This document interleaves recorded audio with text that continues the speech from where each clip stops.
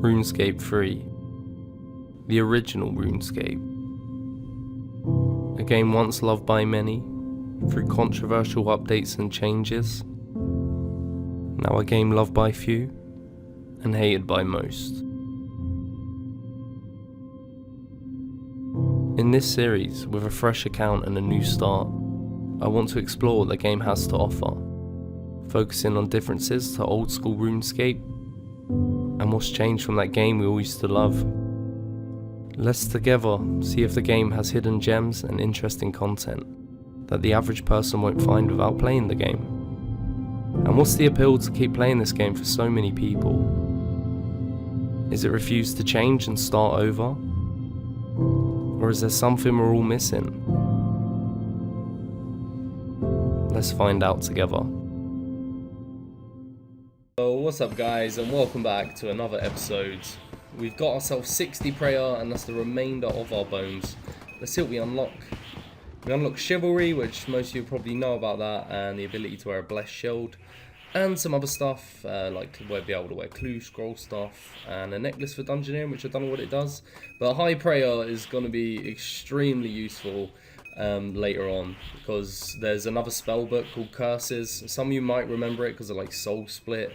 It was a bit pre-EOC, I think. But yeah, I do eventually want to get that. But we're a long way away from that. So we'll cross that bridge when we come to it, and I'll explain more what it is. So we just finished up the museum. I'm trying to get all the old school content that I'm aware of done.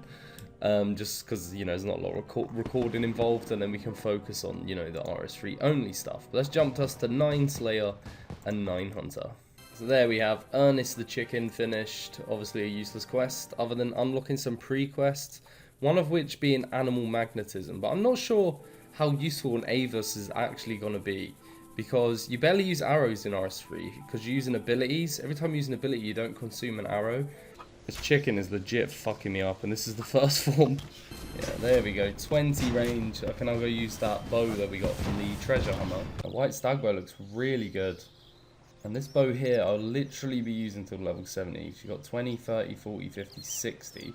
Alright, so I decided to get myself 30 range and 20 defense.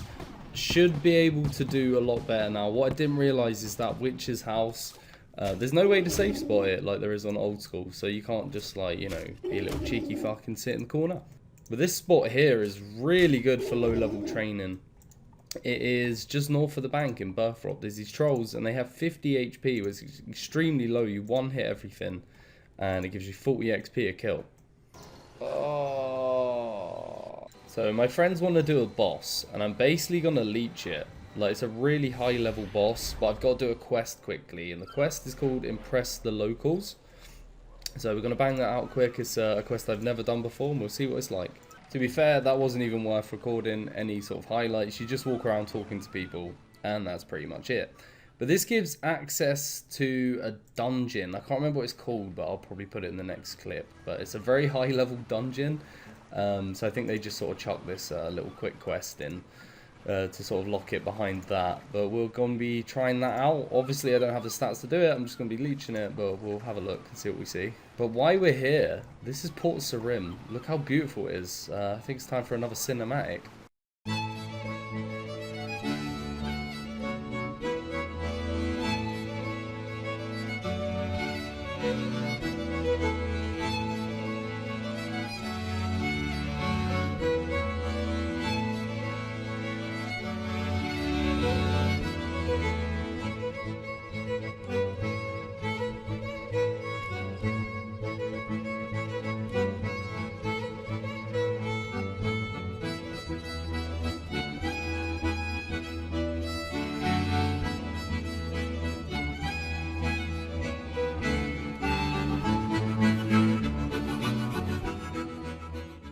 I guess it's time to die to the Temple of Amanishi. Look at these motherfuckers, damn. To be fair, I'm pretty happy with this dungeon. It doesn't give me too much XP. I'm only getting like 200 per kill, because it's scaling what work I'm actually doing, which is nice. Surprised I haven't died yet. He's nearly dead. Oh shit. Run! Run! Oh! Come on, hey, I got 11k Nice range one. XP. This boss has such interesting mechanics though, they're pretty cool. You just got not stand in that shit, and you should be alright. And I don't think the breath's dodgeable. So the boss we was unable to beat, which is no surprise really, because I was just kind of a leech. Literally, I'm so motivated though to get my stats higher and be able to do that. That's just the smallest taste of RS3 bossing I've experienced, and it was really fun.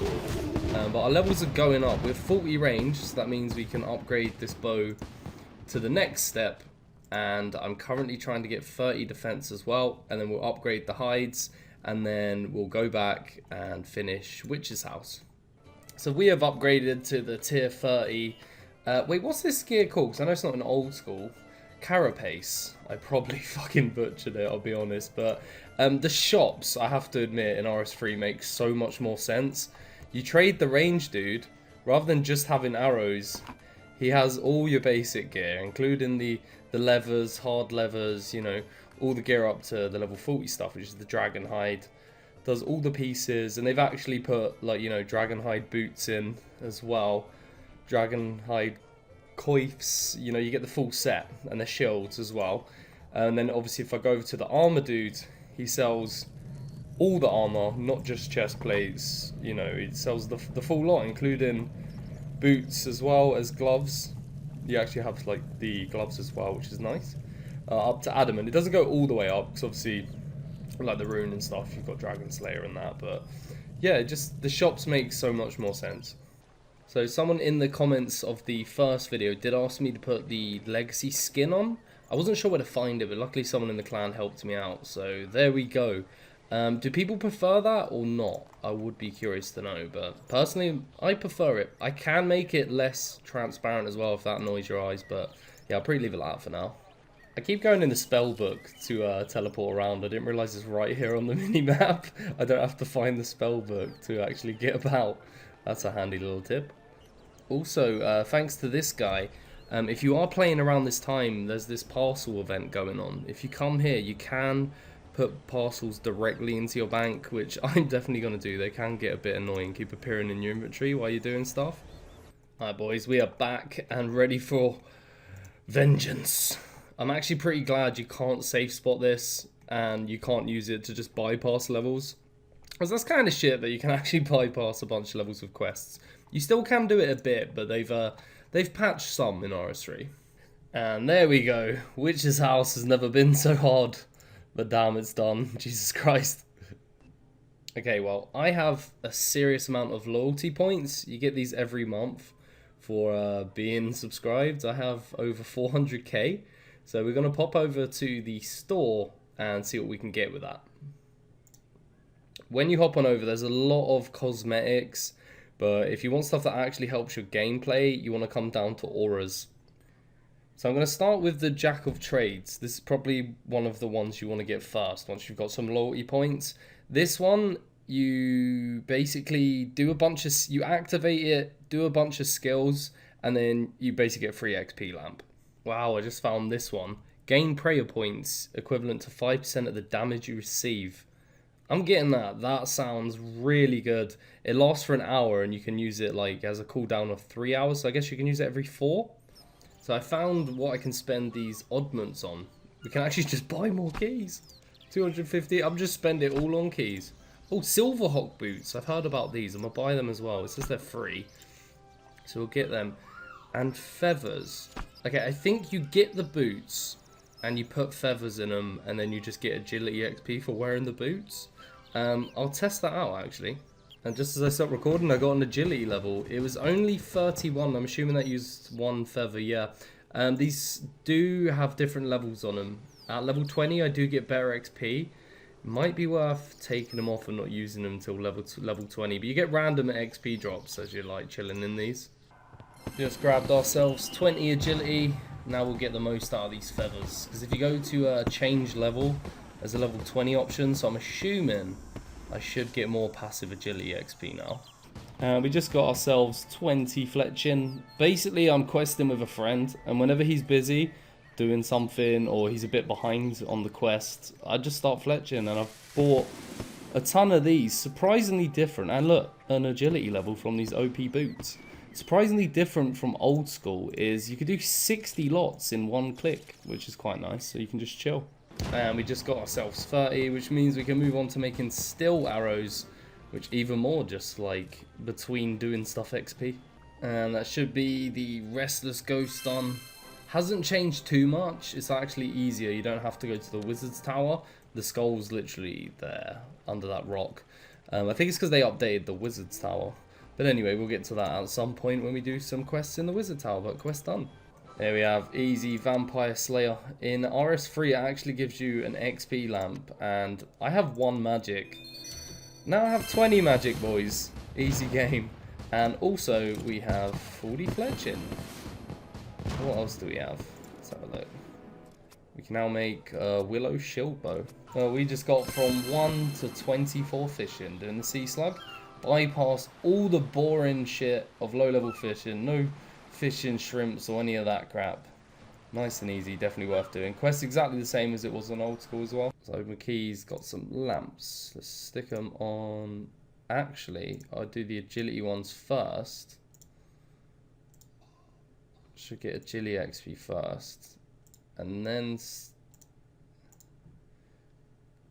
Oh my god, I just got so much agility XP. I'm 28 agility. Nice. So another easy quest. Fishing contest. Jumping us up to 26. Hasn't changed at all other than the area where the cave is. And we have got 45 fletching. Nice. We've unlocked mithril arrows. I might actually jump onto them, but these stills are probably a lot cheaper. So if they're too expensive, I'll just stick with the stills. Hello. So just finishing up Death Plateau. It has changed quite a bit. I'm not going to give away too much, but you can watch a bit of this cutscene. But yeah, I definitely recommend trying it yourself. So after the quest, you can run supplies back and forth. I think you can do it 5 times, and I haven't even finished. I think I've done it 3. And you get these little XP lamps with like 100 XP. I'm just chucking them all in summoning because I haven't even started summoning yet. But definitely worth doing after you finish Death Plateau. So we just got 30 agility doing fuck all because of these boots. If you are new to the game and you don't know about citadels, make sure if you are in a clan, just ask another clan member to show you. There'll be one that can show you.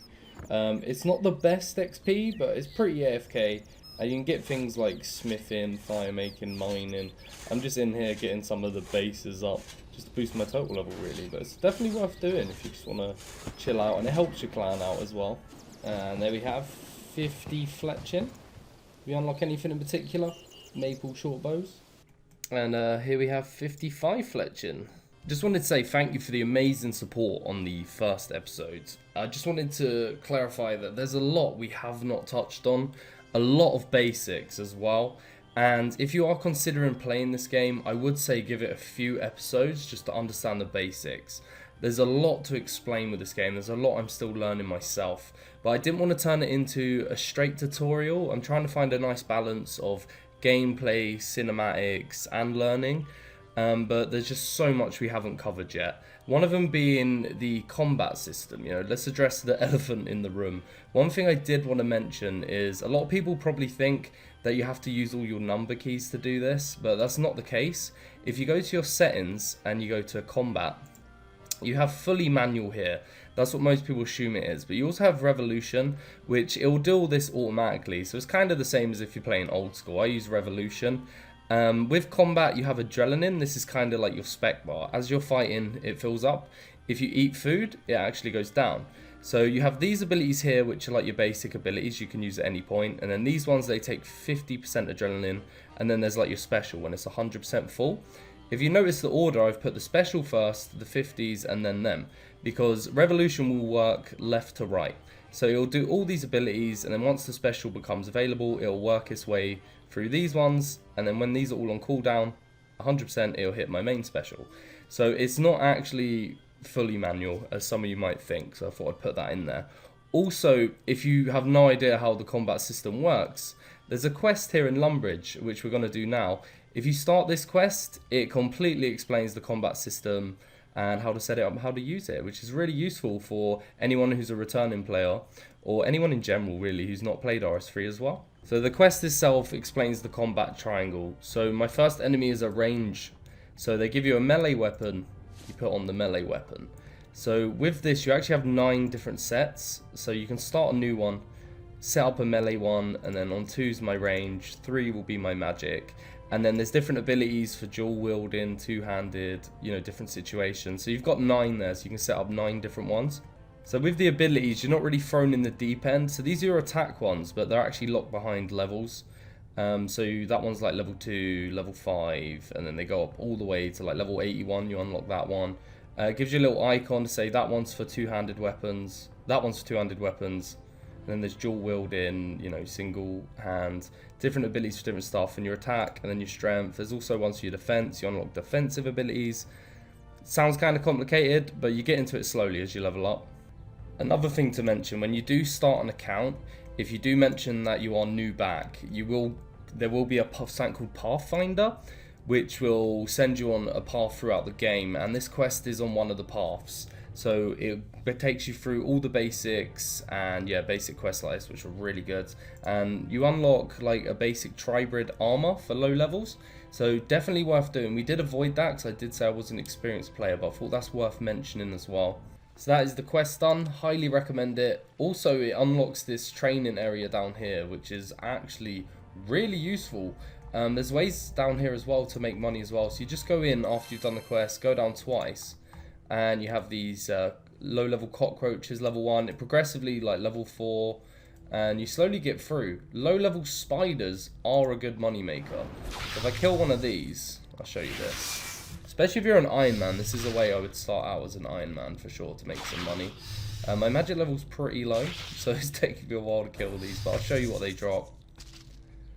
So he's dead. They drop these spider silks, which in RS3 they've really well balanced magic gear, range gear, you know, they filled all the voids.